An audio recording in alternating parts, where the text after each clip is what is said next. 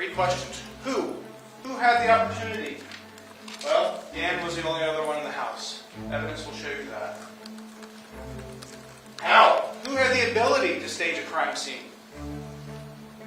Dan had the law enforcement training and experience needed to hide or leave little evidence at the scene. Why? What's the motive? Kendy was going to take half of everything in the divorce. $1 million.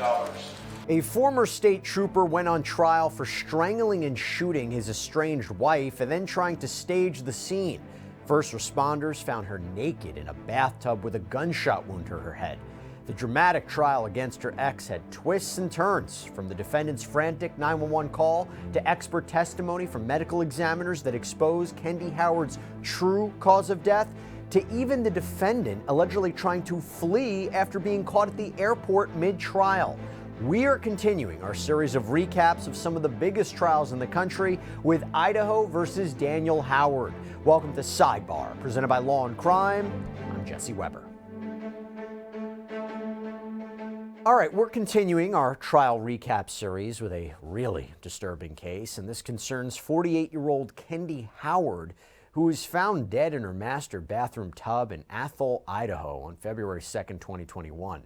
Her soon-to-be ex-husband, Daniel Howard, called 911 saying she'd shot herself. Thing was, they did an investigation into Kendy, including the fact that she was seeing a new man. Apparently, she had plans to move on with her life after her divorce. So this showed that she was really a woman who wanted to live. And an examination of her ex's life, however, revealed there was prior abuse, jealousy that she was moving on, and also this fear that she would take a large chunk of his personal fortune away with her. And you know what?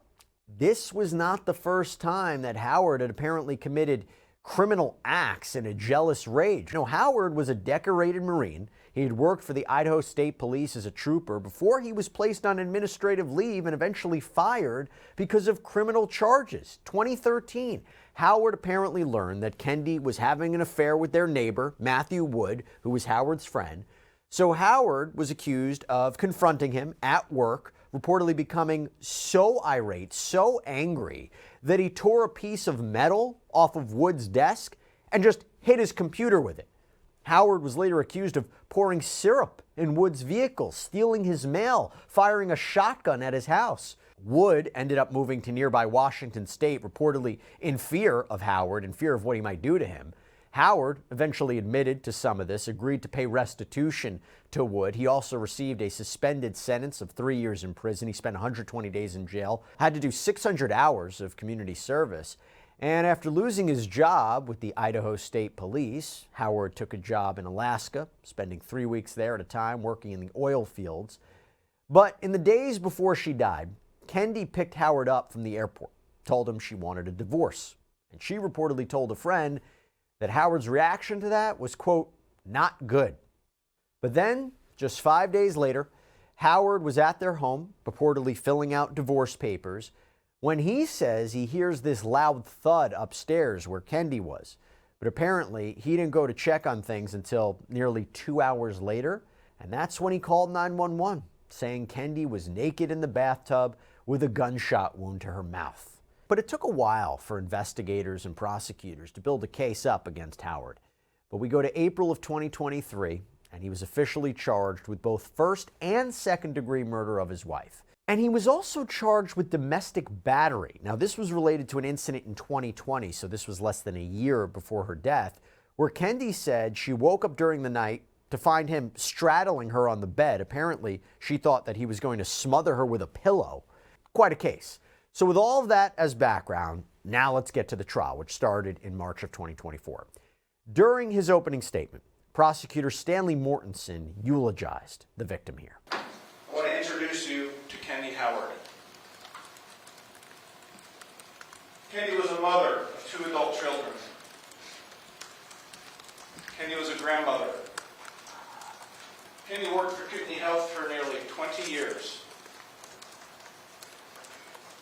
Kendy loved bubble baths. She loved life and had future plans. This is Kendy Howard's family. She was the daughter of Wendell and Janie Wilkins. Kendy had a brother Brian. Kendy had a daughter, Brooke. When Brooke was 1 year old, she met and married Dan Howard. And together they had one son, Wyatt. Now, ladies and gentlemen, I'm going to introduce to you the state's motto. When you have eliminated the impossible, whatever remains, however improbable, must be the truth. Sir Arthur Doyle wrote this. He created a character we all know and love, Sherlock Holmes. Over 100 years ago, Sherlock Holmes, perhaps the most famous detective of all time, spoke these words. These are the words I want you to remember throughout this trial. You've heard of this before. It's just called something else. You call it process of elimination or just simple logic. And Mortensen also talked about Howard and how his military experience and his training that he received in law enforcement could have given him the skills not only to kill Kendy, but to try to cover up his crime. Ladies and gentlemen, Dan Howard is an ex-Marine. I mentioned to you earlier he had a law enforcement career. He started that career in California. And it was in California where he first trained with what is called the carotid restraint technique. You're going to hear about that technique. It is different than a chokehold. Chokehold is when you cut somebody's oxygen off. Carotid restraint is when you cut their blood flow off. And when you cut somebody's blood flow off, they pass out. But when you apply that technique too long, they die. Dan Howard moved to Idaho, became a deputy sheriff in Idaho County, and then in 1994 he became an Idaho State Trooper, and he stayed there for 20 years, and he received a lot of training and experience, to include SWAT. He was a firearms instructor. He was a defensive tactics instructor. He had the training, knowledge, and experience to be able to process crime scenes and collect evidence. I'm talking about DNA, I'm talking about fingerprints, I'm talking about ballistics. Ladies and gentlemen, there are two sides to that coin. Having the ability to read a crime scene and collect evidence also gives you the ability to stage a crime scene and not leave evidence. And the prosecutor also touched on that domestic battery incident from 2020 that I mentioned, which he says pushed Kendy to file for divorce. He says in the months after that, Kendy started trying to move on. She started a romantic relationship with a man that she met in high school. She was in the process of buying a new house. She made an appointment for a mommy makeover. She'd even told her coworkers she was getting a new job. And Mortensen says that doesn't sound like somebody who's been considering taking her own life. And as part of the divorce, Kendy would likely get half of everything, which was a lot because according to the prosecution, Howard and Kendy had more than $2 million in assets. They also had a home, but they also had 2 more parcels of land, motorcycles, a camper. They had lots of cash, a good amount saved for retirement, hardly any debt. So the prosecution said this was another motivating factor in Howard's fateful decision to kill her. And then he explained how the day before Kendy was found dead, February 1st, 2021, Howard and Kendy's brother Brian, they take this trip down to see Howard's dad, who apparently needed some help moving something. And the plan was to stay overnight and head back north the next day. Dan is suspicious that Kendy's having an affair. So Dan confronts Brian with this, and Brian confirms that Kendy is having an affair. Dan doesn't sleep that night. Brian can hear Dan pacing all night. The next day they wake up. Dan drives recklessly the whole way back to town. Same day, February 2nd. Kendy's last day. Kendy goes to work. Kendy hears that her new home has passed inspection. Kendy gets her nails done. This is somebody who isn't suicidal. Kendy goes to McDonald's on our way home to Athol and gets dinner. Later that night, Dan calls 911. Tells law enforcement that Kendy shot herself. According to investigators, things are suspicious almost right off the bat. Deputies arrive. Detectives arrive. Red flags are going up. Some very experienced deputies and detectives are starting to become suspicious of what they see.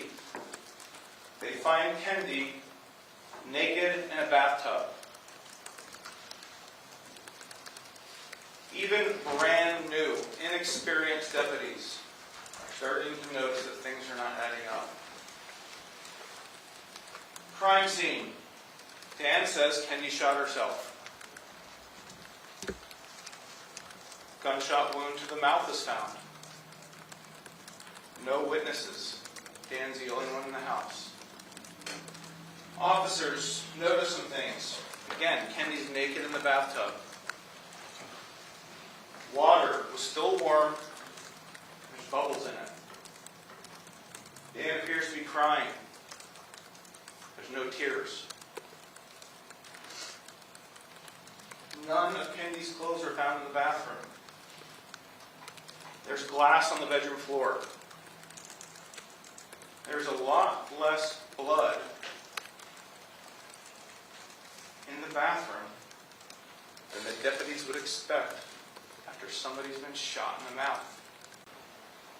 Evidence will show that Kendy died of asphyxiation. That's the result of carotid restraint. Something Dan knew how to do. Evidence will show that Kendy was shot in her mouth, but that happened after she was already dead. This explains the lack of the blood at the crime scene. When somebody's dead, their heart slows down and then stops beating. When the heart is slowing down and stops beating, less blood is leaving the body. Loss or lack of blood at the crime scene. The evidence will show that this scene was staged to look like a suicide. 3 questions. Who? Who had the opportunity? Well, Dan was the only other one in the house. Evidence will show you that. How? Who had the ability to stage a crime scene? Dan had the law enforcement training and experience needed to hide or leave little evidence at the scene. Why? What's the motive? Kendy was going to take half of everything in the divorce. $1 million. Okay, but that was the prosecution's narrative. And just to be clear, it's that Howard asphyxiated Kendy and then shot her to stage the scene. All right, but now we have the defense. We have the other side. And defense attorney Jason Johnson tried to do some damage control here during his opening statement. And he pointed out some critical evidence when it came to DNA, or maybe lack thereof. During the course of the investigation, there were a second search warrant done a couple weeks later, in February 17th. They go to the house, they examine various things, and then at this time they send items to ballistics. They use Washington State Patrol, they have a forensic unit, to examine some of the evidence. During that time, Washington State Patrol found several key things. The gun had Kendy's blood on it, on one of the grips.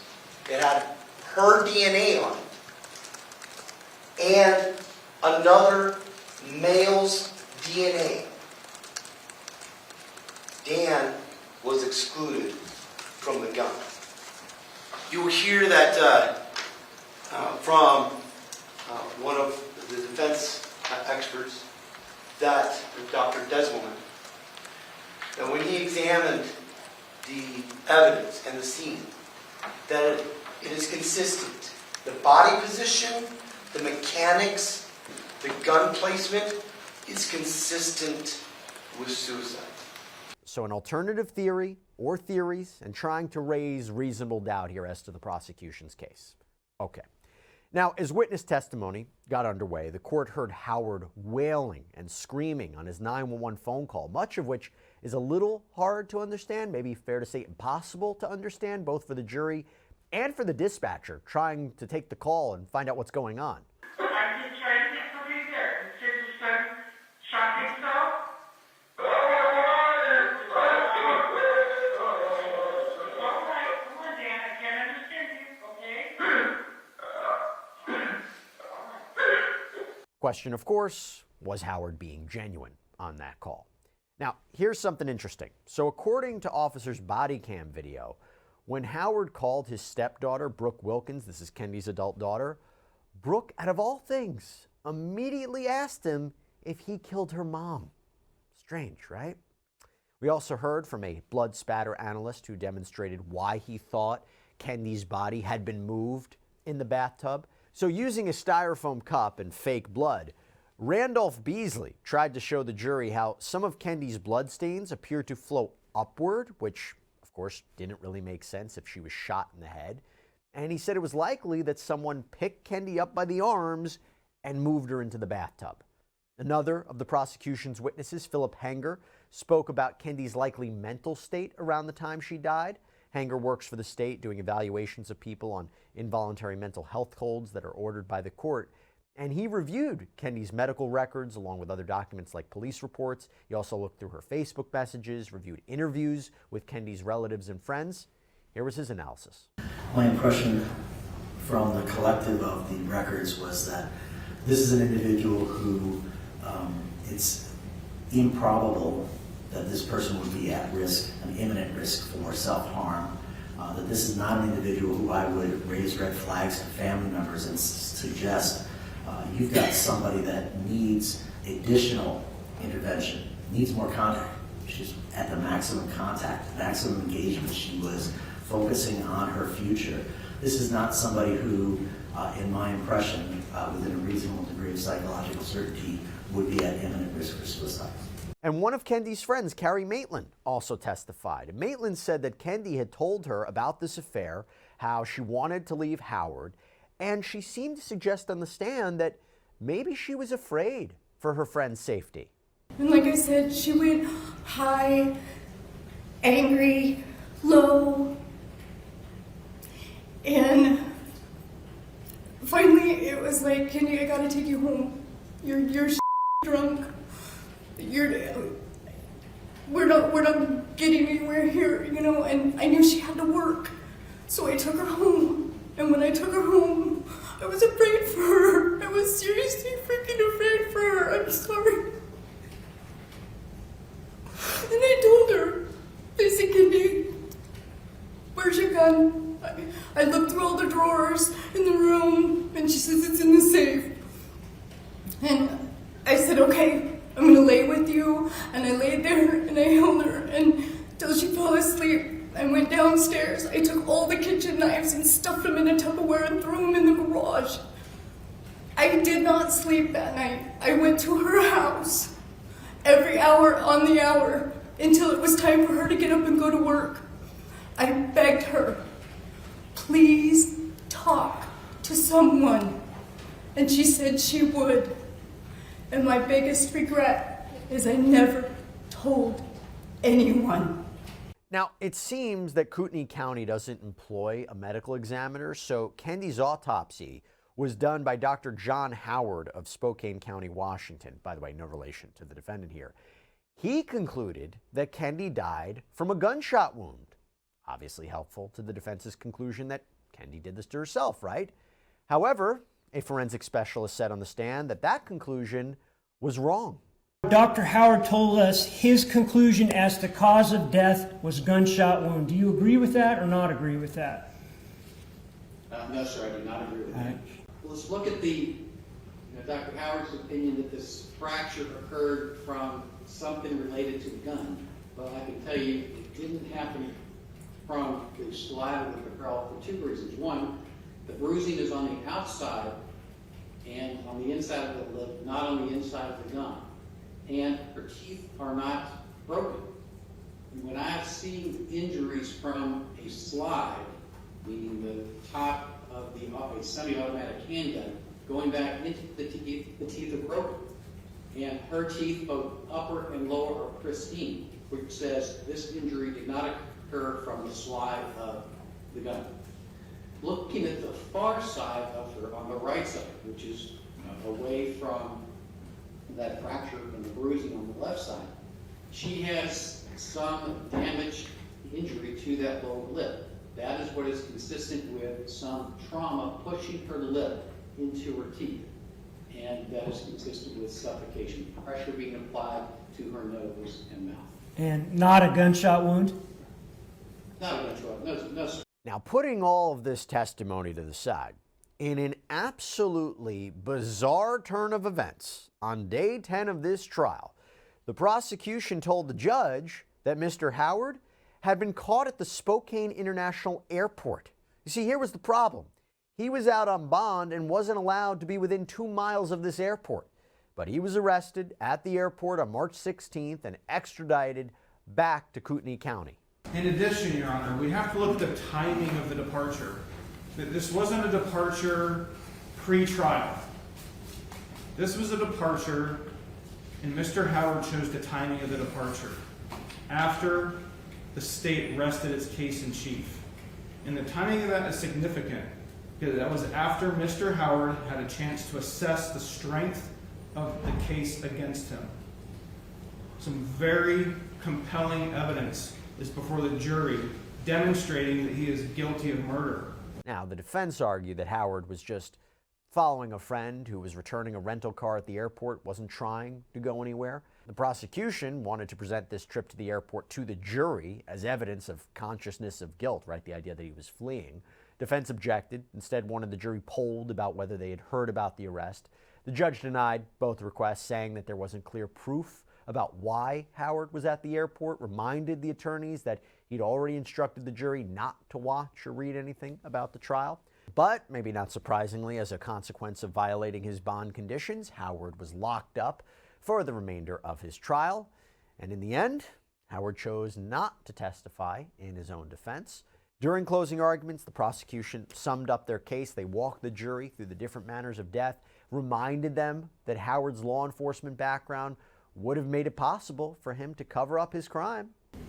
Dan Howard was capable of making this murder look like suicide at first glance. The more you look at this evidence, the more it leads you to the truth. Beginning of this case, my co-counsel, Mr. Mortensen, told you that there are 5 manners of death: natural, accident, suicide, homicide, and undetermined. Kendy Howard did not die of natural causes. Kendy Howard's death was not an accident. Ladies and gentlemen, the state has shown you, both in terms of who Kendy Howard was, and her passion for life, her plans for the future, and her engagement with her friends and her family, this was not suicide. And the state showed you that this was not suicide because a dead person cannot shoot themselves in the mouth. And because Kendy Howard did not commit suicide, this case is not undetermined. The defense pushed back on the assertion that Howard had any sort of specialized training that would help him stage the scene. Now, there's testimony that Dan was a patrol officer. There's no evidence that he worked as a detective, no evidence that he had any sort of homicide training, no evidence of the knowledge of staging a scene that would fit the biomechanical information. Dan's DNA is not on the gun, and it's not that he wiped it, because Kendy's DNA is on the gun, and some other male's DNA is on the gun. So that's not just wiping. That would be wiping and placing someone else's other DNA. And that's again, there's no training experience that Dan has had that. Again, scene continued. It's consistent with the slide bite on the thumb, but as you heard Dr. Desmond, even if you think that's not a slide bite, the possibilities go up. There's more scenarios that are consistent with suicide. Dan's DNA wasn't even on the bullets of the magazine. Now, let's talk about that for a second. when examining his credibility, Kendy told Mr. Prado that she was excited. She was getting her guns. She was getting her guns. So, from her own words to Mr. Prado, she was excited about having her guns. There's splatter, and many people testified about the splatter to the left hand, to the right hand, to the nipple.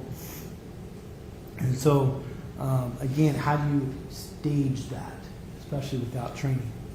By the way, for what it's worth, we want to point out that it's blood spatter, not splatter, as the defense stated. That's a common error. We all make it. But talking about this case, talking about the deliberations, the jury deliberated for about 8 hours before returning with a verdict. Count 1, is the defendant Daniel C. Howard guilty or not guilty of domestic battery?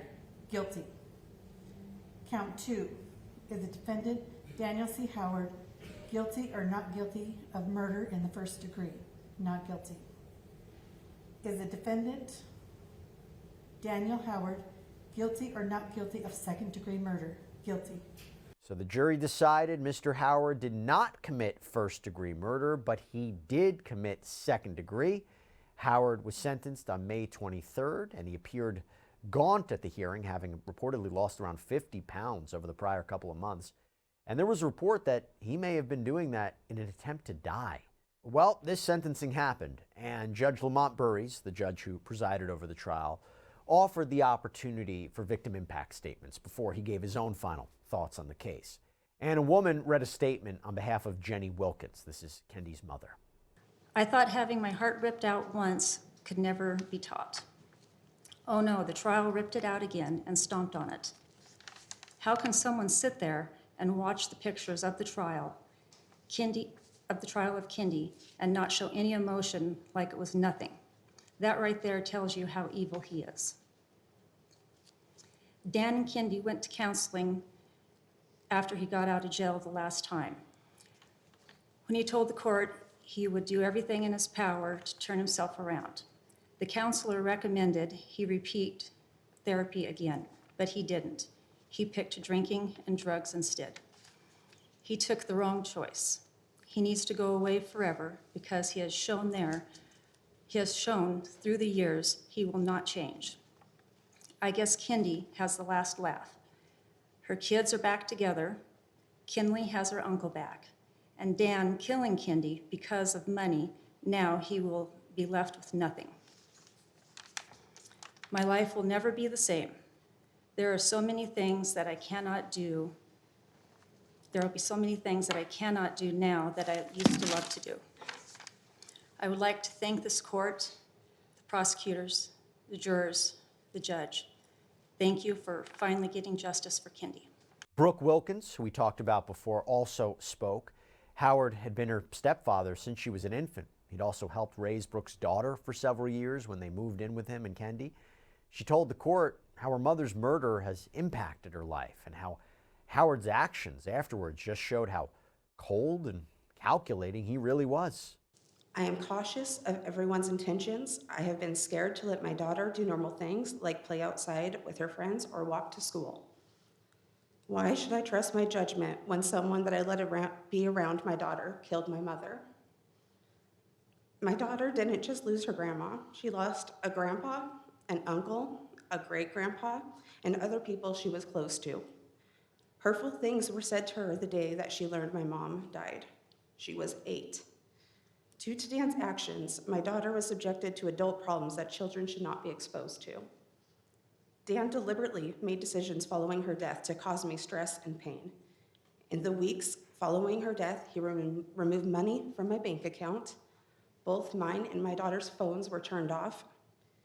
He has not attempted to return my daughter's money from a bank account set up in her name. On April 30th, 2021, 2 months after my mom's death, she would have turned 49 years old. Dan chose to have a yard sale that day. I showed up with money to see everything my mom loved spread out on their driveway. There were items my daughter and I had stored at their house also for sale. I attempted to buy anything that I could keep as a reminder of my mother.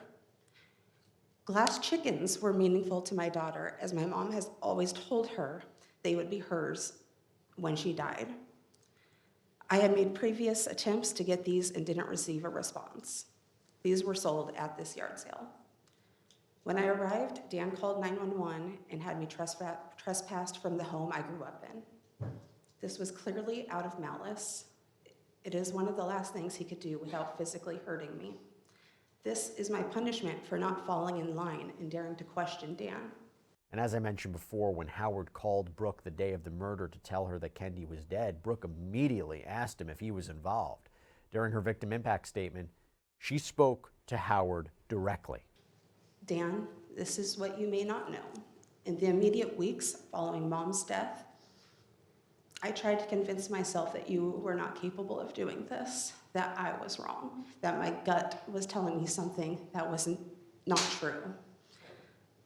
I waited for that phone call for you to explain what had happened. That didn't come. You've never tried to explain what happened to me, to my daughter, or anyone that loved her. You work very hard to portray yourself of the image of a great father and a doting husband. What father doesn't reach out to their child for 3 years while that daughter's grieving? You'll never understand the damage you have caused to all of us. You are not the victim. You deserve to be here today. You deserve to never again live a free life. Now, Howard chose to make a statement to the court asking for leniency in the judge's decision. He appeared to be trying to conjure up some kind of emotion during his comments, but, didn't seem very successful. Your Honor, I am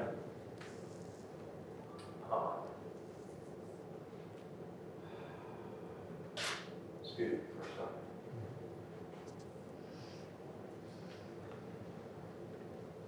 I'm not that monster, I assure you, that people portrayed me to be. Kendy and I had 28 years together and raised a family, had mostly a good marriage and a good life. It is not my intention to anger the court or disrespect the process that I used to believe in and work for. But Your Honor is about to sentence an innocent man to prison. And I love my wife, and I miss her. I stand before you, shell of a man I used to be. Hell, I don't even have a shell left. My wife took her life. My will to live went down significantly. And when the jury found me guilty of crimes I didn't commit, it went down even further. Well, Judge Burries took issue with both what Howard had to say in his defense as well as how he acted throughout this whole trial. What the jury found, Mr. Howard, is that you murdered your wife. Now, why they found it a second-degree murder versus first-degree was, I'm not there in the jury room, but they didn't find beyond a reasonable doubt the one element of premeditation. But there's no doubt that they found that they found specifically, it was part of the charging documents and part of the jury instructions, that you asphyxiated your wife, that you strangled her, that you killed your wife. And so the state has argued a lot about, we don't know exactly what happened that night, how she obtained the bruising, the burn, the broken jaw, and your attorney disputes the state's version of how she got those injuries. We don't know for sure. But what we know, beyond a reasonable doubt, is that you strangled your wife, you murdered her, and then you staged her naked body in the bathtub, shot her through the mouth, and tried to pass this off as a suicide. That's proven beyond reasonable doubt. And, you know, often